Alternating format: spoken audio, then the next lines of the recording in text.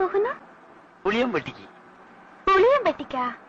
பொள்ளாச்சி போயிட்டு ரிட்டர்ன் வரும்போது புளியம்பட்டி. இரும்பு. நீ குறும்பு.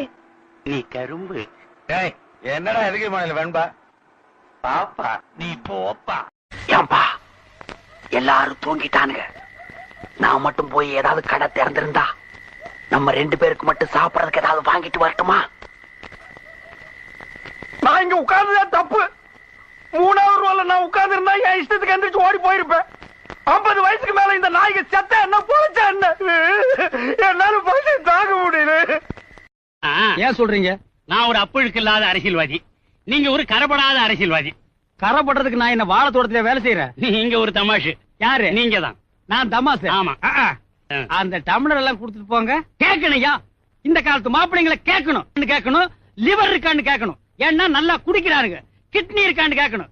ஏன்னா கஞ்சாவை கசக்கி நல்லா அடிக்கிறானுங்க. இதையெல்லாம் விட்டு புட்டு சொத்து இருக்கா, பத்து இருக்கா, வெண்டைக்காய் இருக்கா, விளக்கெண்ணெய் இருக்கான்னு கேக்குறேன்.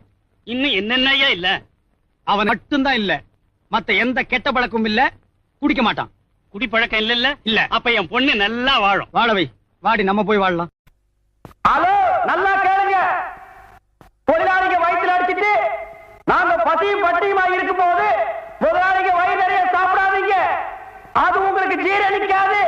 ஏம்மா, அவங்க கிடக்குறாங்க, நீ போய் சமயக்கட்டுல உட்காரு, நான் பேசஞ்சு எடுத்து வரேன். போ. இத புறா. ஏய் மைக். ஏய் புரிந்து கொண்ட ஸ்டாப். டைனிங் டேபிள்ல சாப்பிட்டா எங்களுக்கு எல்லாருக்கும் தெரியும்னு சமயக்கட்டுல ஒரு ஓரமா உட்கார்ந்து ஒளிஞ்சு திங்கிறது எப்படி இருக்கு தெரியுமா? 4 தெருவுல பிச்சை எடுத்து வந்து திங்கிற மாதிரி இருக்குது. அம்மா, எனக்கு வேண்டாம்.